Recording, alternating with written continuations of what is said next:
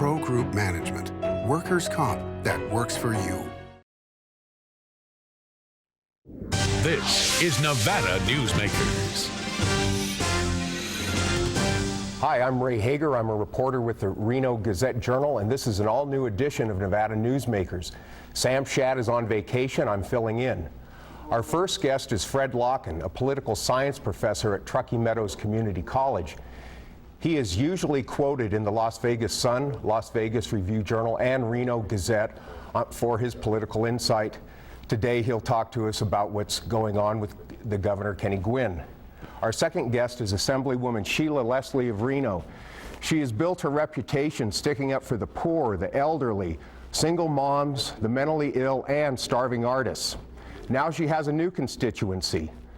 Animal lovers, she and many others are livid over the scandal at the University of Nevada, Reno farms about animal death and alleged neglect. On the pundit panel today, we have Randi Thompson, Jason Geddes, and Marlene Lockard.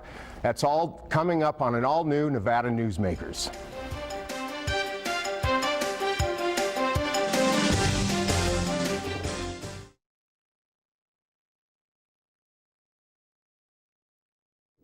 This is Nevada Newsmakers.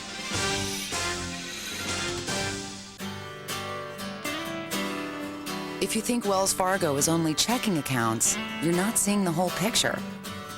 Online brokerage, mutual funds, mortgages, and home equity accounts. So get more than free checking and start reaching your goals today. Now you get the picture. Wells Fargo, the next stage.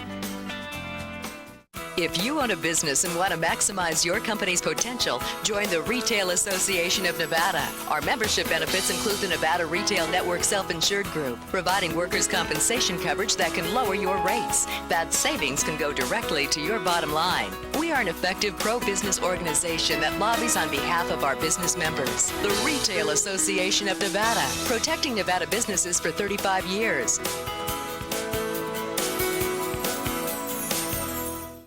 When you need a new employee, how can you be sure who you're really hiring?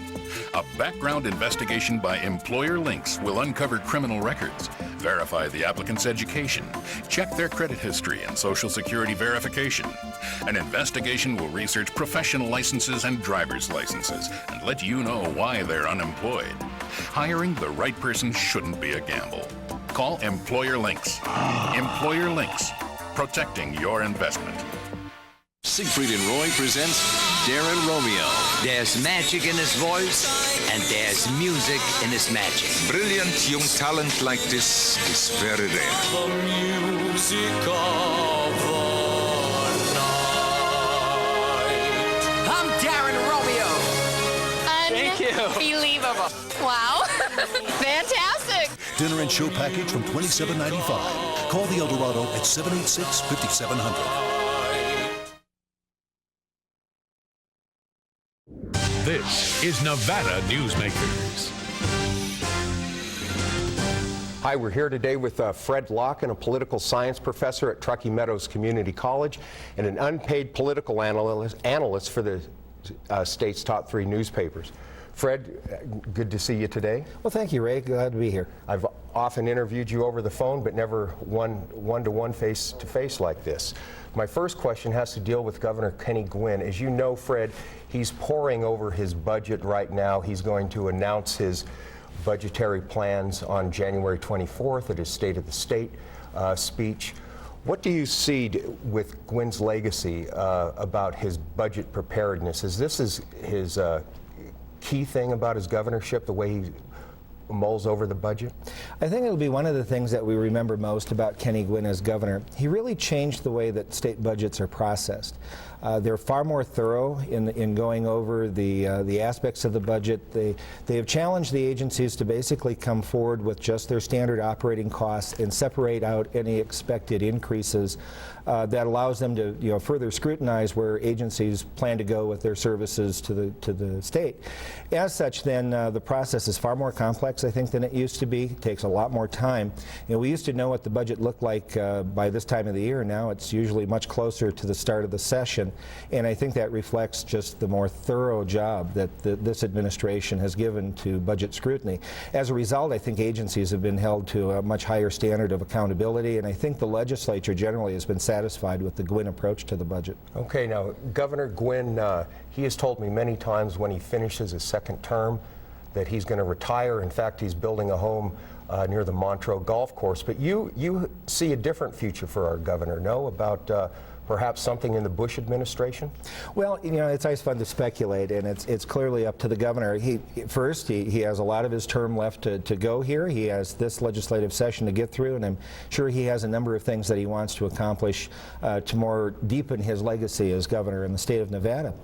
But he was one of the stars of the Republican Party this election year. He delivered Nevada, along with a number of other key Republicans, and one has to assume that the Bush administration really appreciated that. When someone really appreciates something, they usually can extend offers, and it wouldn't surprise me that the governor may have already received an offer from the Bush administration and may receive more in the future, and this is going to make it hard for him just to retire. I think that if he wants, he may have a future in Washington. Okay, but as you know, though, his future as governor is over in '06.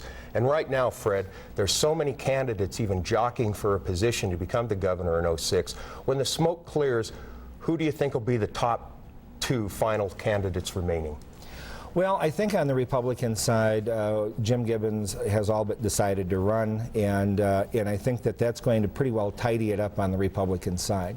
Jim Gibbons would be a formidable candidate if he makes that announcement, and frankly, I would think he would be the candidate to beat in 2006 if he declares. That then raises all kinds of interesting questions about his vacancy in the U.S. House of Representatives. On the Democratic side, we've heard a number of names, and clearly Perkins and Titus are the two that come up. I think this legislative session will be an interesting indication of where they're staking out their territory and how committed they are to seeking the candidacy. But I think when the dust settles, again, it would be Perkins that would be the likely candidate coming out on the Democratic side. And I would expect that we will then see a Gibbons-Perkins contest in 2006. Okay, well, that would give the voters a real difference in their selection as governor. It clearly would. I mean, there is something almost ideological, if you will, about the approach that each candidate takes within their party. And I think that there will be some really clear choices about the future direction of the state based on that race. Okay. Fred, last week, Dick Gamick, the Washoe County District Attorney, said he wasn't interested in becoming the new Attorney General. As you know, Attorney General Brian Sandoval has been recommended for a federal judgeship, and he expects to take that next year. Who do you think would be the best candidate Governor Gwynne could appoint to fill the term as Attorney General? Well, you know, this is great news for Brian Sandoval. He was clearly a rising star here in Nevada politics. I'm sure it was a hard decision. He had certainly been talked about as a possible gubernatorial candidate. He's been talked of in some circles for the House and the Senate in the future. This offer to come along and actually be a federal judge obviously was just too good to say no to. And he has real prospects for new career tracks there by becoming a federal judge. It's my understanding it's pretty much a done deal. There's never been any real challenge at this district level, so he will move into that seat. Dick Gamick is just clearly one of those big names for us, but I would expect that Gwynne would be looking at a number of names in the South as well. I think Gamick will be given very serious consideration, and frankly, I haven't followed this one all that closely. But I think Gwynne will have a lot of pressure from the South for a couple of individuals down there. Political base, very important down there, so Gwynne's going to have a hard choice. Okay. Fred, since Nevada's gone to a 120-day limit on the legislature, they've never finished on time, our lawmakers. It's always gone into a special session. Do you see another special session here in '05? I see them as almost inevitable, and when I'm with students, I say that I'm not a fan of the part-time legislature. I can respect the attempts to maybe limit the time that they're in Carson City, But we asked them to do an incredible job. I always challenge my students, go home tonight and figure out where you're going to get all of the money you're going to make in the next 2 years, and then tell me how you plan to spend it and bring it Wednesday to class. And they always look at me with this deadpan, you've got to be kidding. And I said, well, that's what you do to our state legislature. You know, you bring them together, and they've got to sort through all of these challenges of one of the fastest growing states in Nevada, or in the United States, and frankly, you don't want them to race through that. So I respect the fact that the legislature takes the time. It's always a little hard to get going. There's a lot of committee work. There are, you know, upwards of 1,800 bill drafts to sort through. This is a huge challenge for them, and if they could be in an annual cycle, I think it would be much easier for them to regulate the amount of time that they were putting to the task. Okay, Fred, thank you. That's all the time we have here. We'll be back in a few moments with Assemblywoman Sheila Leslie from Reno.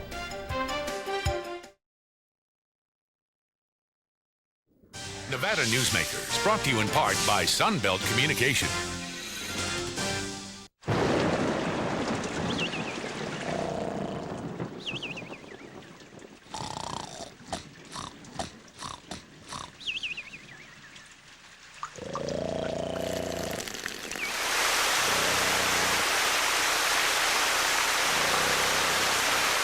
For a hole in your roof or a whole new roof, Ken Dillon, owner of Van Dyne Roofing, can get it fixed with his eyes closed. Something spectacular has taken wing not far from Reno or Lake Tahoe, and never far from your mind. An escape of fine dining and legendary golf. Introducing the resort at Red Hawk. And at the center of it all, we've feathered our nest with new villas that have elevated Red Hawk to the status of a premier resort. The Resort at Red Hawk, a beautiful new arrival in northern Nevada.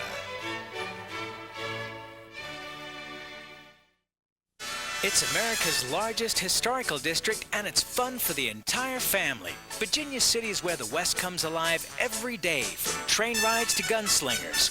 Your gang can explore mines and interesting museums, visit historic saloons, and do some great shopping. Virginia City is the ultimate in family entertainment, and it's very affordable. Come up and stay overnight in our hotels, motels, and RV park. Virginia City, the Wild West at its best. So, who do you use for workers' comp? Pro Group Management. Ah, I've heard some good things about them. Oh, you bet. Employee background checks, safety training, claim seminars. Oh, and here's the great part. If you have an issue, they work for you, not against you. Sounds perfect. And expensive. Well, that's the best part. They saved me 30%. I've heard they saved others 50%. Works for me. Pro Group Management. Finally, workers' comp that works for you. This is Nevada Newsmakers. And welcome back to Nevada Newsmakers. Today we're here with Assemblywoman Sheila Leslie of Reno. Sheila, when I spoke to you last week to reconfirm this interview, you were livid about the scandal up at UNR Farms, about the dead sheep and the alleged abuse to the other animals. Could you share your frustrations here? Right. I didn't know anything about that, Ray, until I read Frank's story in the paper, and I was frankly quite appalled by what I read, especially by the university's response in terms of accountability. I think the president's response over this weekend was completely inadequate. I still want to know why the sheep died, why, if we have an urban farm environment in our community, we aren't implementing appropriate farm practices. And it seems to me that there is a severe lack of accountability around this whole situation. So I'm hoping in the legislature I'll be appointed to the Budget Subcommittee on Higher Education, and I plan to call for not an investigation, but perhaps a field trip to the university farm by that subcommittee to take a deeper look and make sure that those accountability measures are there. You know, speaking of that, you know, the USDA, the Department of Agriculture, could fine the university over this. They could lose grant money. Now, you're on the Ways and Means Committee, which is, if our viewers don't know, you dole out the money. Right. Do you think that funding for the University of Nevada, Reno will be heard at the legislature because of this scandal? Oh, that's a good question. I certainly hope not, although UNLV is always looking for a way to get its hand in the UNR pot. So I would hope the legislature would not see it in that light. But I guess I'm coming more from a public health perspective also. I think we need to look at why our public health officials cannot go on the grounds there and take care of an obvious public health hazard. So I think there's some policy implications as well as some money implications. Okay, now you're the, well, let me get to this. You're the chairman of the Health and Human Services Committee. Right. Congratulations. Thank you. I wanted to ask you something here about that, is that let's talk about cancer treatment in Nevada. Governor Gwynn, former Governor Bob Miller, and former Las Vegas Mayor Jan Jones all went out of state for cancer treatment. What does that say about the state of cancer treatment and health care in general in Nevada when the most influential people go to California to get treated? Well, I don't fault them for that. If you have cancer, I think you want to get the very best treatment possible. So you can't get that in Nevada? I wouldn't necessarily draw that connection, and I don't know their personal situation, so I wouldn't even want to hazard a guess. I do know this, though, that Nevada is in the bottom 10 in terms of the number of people who get cancer. We're also the 5th worst state in the nation in terms of our people who aren't covered by health insurance. So clearly we have some serious health issues. I'm not sure, well, there's a new cancer institute, I think, in Las Vegas that perhaps is addressing what you're talking about. But I think when it comes to your own personal health care, you get the best treatment you can. And if that's in California, so be it. Okay, let me talk a bit about your future, Sheila. Congressman Gibbons is going, it looks like he's going to run for governor. His wife, Dawn Gibbons, said that she would run for his congressional seat if he does run for governor. Could you run for that seat? Could you beat Dawn Gibbons? Not in that district. No Democrat can. Yeah, I think it's unfortunate that the district is so heavily Republican, to be honest with you, because I don't think you'll see any serious Democrat get in that race, because a Democrat just can't win by registration. It would be a very unusual situation that a Democrat could win. So no serious Democrat will be looking at that race, because it's unwinnable. Okay, let's get back to the Assembly for a minute, if we can. After the 03 session, when all the Democrats pushed the record tax hike, there was all this talk about none of them are coming back. The voters are going to vote them out of office. And then what happens?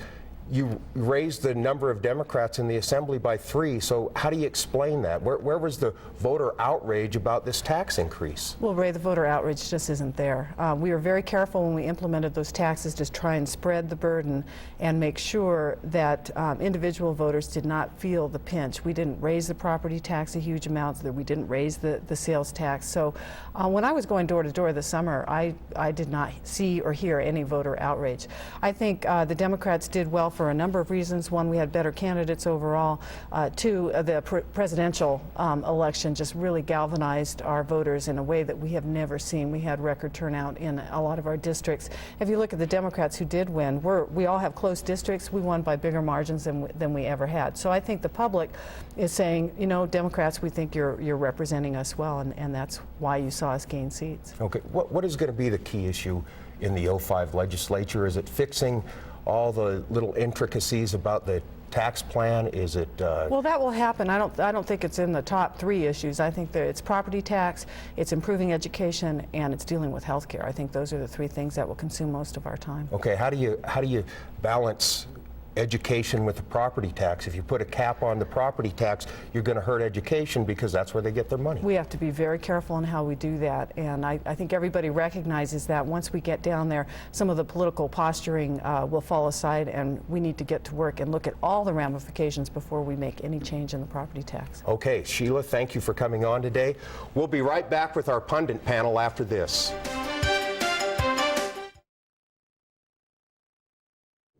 This is Nevada Newsmakers. When you need a new employee, how can you be sure who you're really hiring? A background investigation by Employer Links will uncover criminal records, verify the applicant's education, check their credit history and Social Security verification.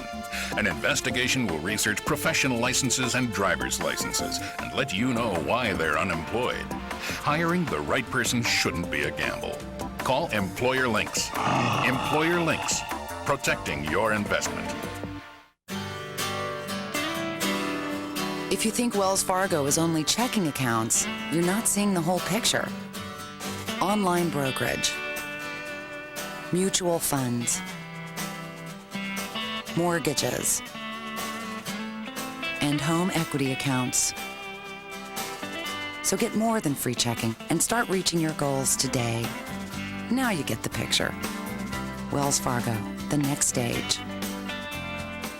If you own a business and want to maximize your company's potential, join the Retail Association of Nevada. Our membership benefits include the Nevada Retail Network Self-Insured Group, providing workers' compensation coverage that can lower your rates. That savings can go directly to your bottom line. We are an effective pro-business organization that lobbies on behalf of our business members. The Retail Association of Nevada, protecting Nevada businesses for 35 years.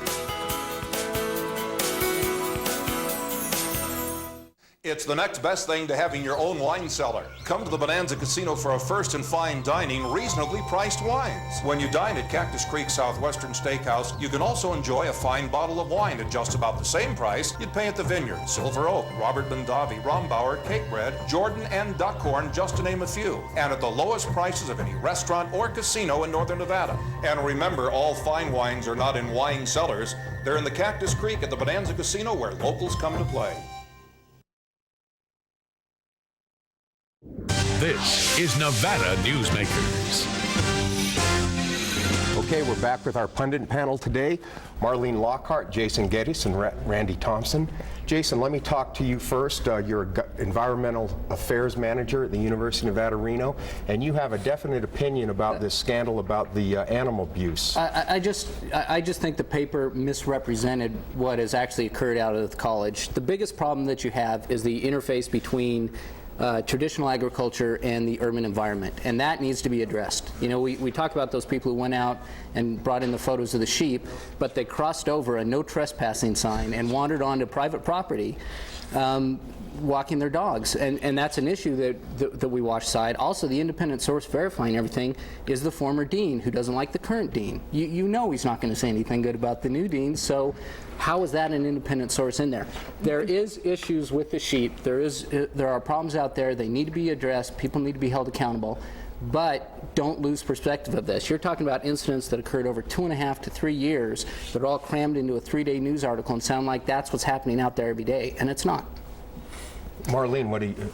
Well, I guess an issue that I would have with what one statement Jason made was people that cross over and happen upon this stuff seems to imply, gosh, if they hadn't been there walking their dogs, then this all would have been okay, and it's okay to litter state property, whether it's university or state of Nevada.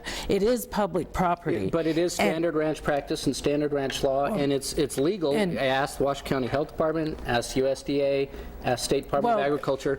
Putting the hides of animals out once you've skinned them and you're processing them, that's standard practice. Well, maybe that issue should be revisited as a public health issue, because if it is so old, as you say, and I have no information on this whatsoever, it just seems to me that site should have been cleaned up. Yeah, but Jason, when you have 38 pregnant sheep die because they were miscared for, I don't care if it was 3 years ago or yesterday, that is unexcusable for a university It's entirely institution. unexcusable. It's a tragedy. It's unexcusable. Somebody needs to be held accountable, and policies and procedures need to be put in place to make sure it never happens again. That is awful. Do you think heads are going to roll up at the university over this? I never know. Okay, at least not your head, right? I hope not. Randy, I'm not speaking for the university. I'm speaking for myself. Let me ask you, Randy. We spoke to our guest today about a 120-day regular session in the legislature. Are we ever going to get through one of those without having to go to a special session? Well, not if we do budgets on a cocktail napkin like we did last year. And sorry, well, that's the Nevada way. But I mean, you come at the last minute and saying let's raise $1 billion, and you don't even have a concept of what you're voting on. Democracy took a walk last session, and that was probably, if there's a debacle in 2004, it was that. So frankly, 120 days should be what they aim for, and let's set our priorities. Let's do our education budgets first. Let's do our budgets first, and let's, frankly, I think we should limit the number of bill drafts everybody gets to bring in. You said it, 1,800. We don't need that many laws in this state. And the bill drafts are limited. You know, we are capped with the number of bill drafts, and that budget was enormous, and I tried my best to read through it through the entire session from the time we got it, and we couldn't. And the detail wasn't there. The tragedy is that we never discussed taxes, and we never discussed the need for it in detail. It was dropped on the lap of the legislature, and it was kind of pushed until the very end. There was a lot of hearings and discussion on the budgets, but nothing getting into any philosophical debate, and that was the tragedy, I think. Well, it's the number one thing. It's the number one thing that they should be doing is the state budget. Why isn't it done at the very beginning? Why don't we deal with that, tackle that problem first? Well, they do start the budget at the beginning, and even some budget committees start early in January before the legislature even begins. I think one of the problems last session, I wasn't down there, and so I was just Joe Citizen viewing it from afar. But there was discussion of the tax issues and the proposals in the tax committees. I think because it was such a contentious issue and because it was such a dramatic restructuring of our tax structure in the state, that all of those that didn't serve on the tax committee felt they were blindsided and didn't have appropriate time to study the different measures, and then it all pushed up into the last few weeks of the session. So when you have something of that magnitude, I think that leadership really needs to develop a way that the committee of a whole of both houses have an opportunity to get their really detailed questions answered. Okay, we got to stop it right there. Thank you for joining us today. We'll be back tomorrow with Debbie Smith and Bonnie Parnell, the leaders of the Assembly Education Committee. This is Nevada Newsmakers. Something spectacular has taken wing not far from Reno or Lake Tahoe, and never far from your mind. An escape of fine dining and legendary golf. Introducing the resort at Red Hawk. And at the center of it all, we've feathered our nest with new villas that have elevated Red Hawk to the status of a premier resort. The Resort at Red Hawk, a beautiful new arrival in northern Nevada. It's America's largest historical district, and it's fun for the entire family. Virginia City is where the West comes alive every day, from train rides to gunslingers. Your gang can explore mines and interesting museums, visit historic saloons, and do some great shopping. Virginia City is the ultimate in family entertainment, and it's very affordable. Come up and stay overnight in our hotels, motels, and RV park. Virginia City, the Wild West at its best.